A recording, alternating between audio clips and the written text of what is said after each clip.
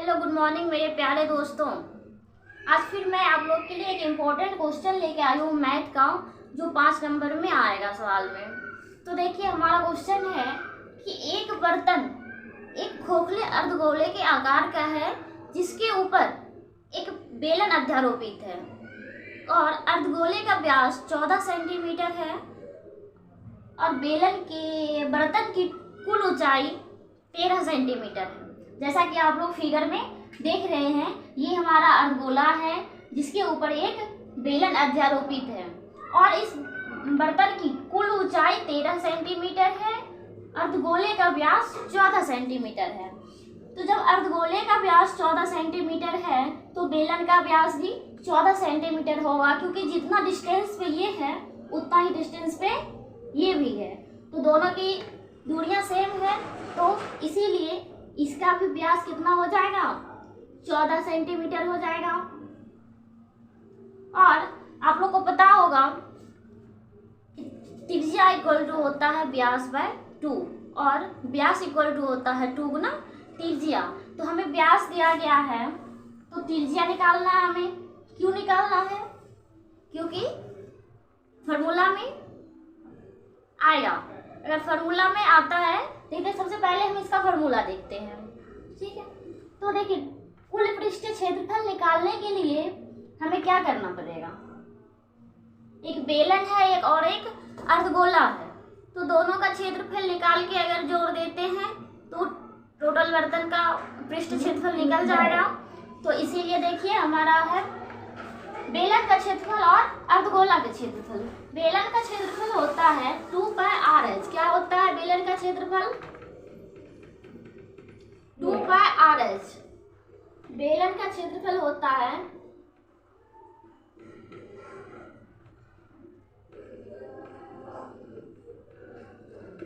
2πr(h) और अर्धगोले का क्षेत्रफल होता है 2πr²। क्या होता है? 2πr²।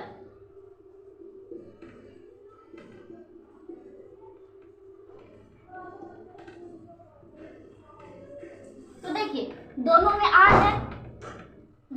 है, ना, तो r कहे तो त्रिज्या, तो इसीलिए हमें त्रिज्या निकालना पड़ेगा।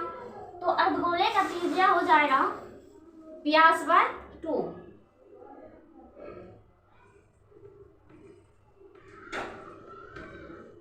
अर्धगोले का त्रिज्या क्या हो जाएगा? व्यास बाय 2। व्यास है कितना? 14 सेंटीमीटर है, उसे हम 2 से डिवाइड करेंगे तो क्या हो जाएगा? 7 सेंटीमीटर। इसी तरह बेलन का त्रिज्या क्या हो जाएगा? बेलन का त्रिज्या हो जाएगा 7 सेंटीमीटर, क्योंकि दोनों सेम डिस्टेंस पे है। अब देखिए अब हमें क्या निकालना है? h।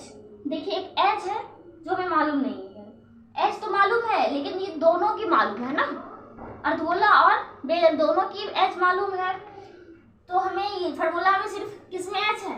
बेलन में है, तो इसीलिए हमें बेलन की ऊंचाई निकालनी होगी। यहाँ से यहाँ तक की दूरी निकालनी पड़ेगी, है ना, यहाँ से यहाँ तक की निकालनी होगी। तो देखिए टोटल हमारा 13 है और ये हमारा 14 व्यास है, तो त्रिज्या कितना निकला है? 7 सेंटीमीटर निकला है। आपको पता होगा सेंटर से परिधि तक की दूरी अगर किसी भी तरफ से हम निकालेंगे तो सेम होगा। ये भी अर्धगोले की त्रिज्या होती है और इधर से भी करें या फिर इधर से करें, ये सारी क्या होगा? अर्धगोले की त्रिज्या हो जाएगी। ये भी 7 सेंटीमीटर होगा यहाँ से और ये भी क्या होगा? 7 सेंटीमीटर होगा। इसीलिए 13 में से क्या घटाना है? 13 में से क्या घटाना है? 7 घटाना है ना। बेलन की ऊंचाई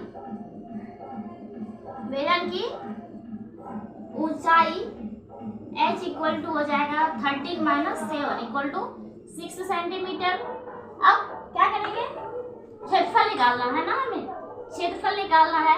जब हम दोनों का क्षेत्रफल को जोड़ देते हैं तो ये पूरे बर्तन का क्षेत्रफल निकल रहा है। इसीलिए लिखेंगे बर्तन का कुल पृष्ठीय क्षेत्रफल कुल पृष्ठीय क्षेत्रफल equal to 2 pi r square plus 2 pi r h plus 2 pi r square. तो देखिए इसमें क्या क्या कॉमन हम लोग ले सकते हैं ताकि सॉल्यूशन इजी हो जाए। 2 पाई आर दोनों में है तो 2 पाई आर क्या होगा, कॉमन आ जाएगा, बच क्या जाएगा एच, और यहाँ पे आर बच जाएगा क्योंकि यहाँ 2 आर है और इसमें एक आर है तो इसका बच गया आर, मतलब त्रिज्या। अब देखिए 2 पाई आर एच, तो 2 पाई आर एच का क्या हो जाएगा 2 गुना पाई का वैल्यू पता है आपको, पाई का वैल्यू होता है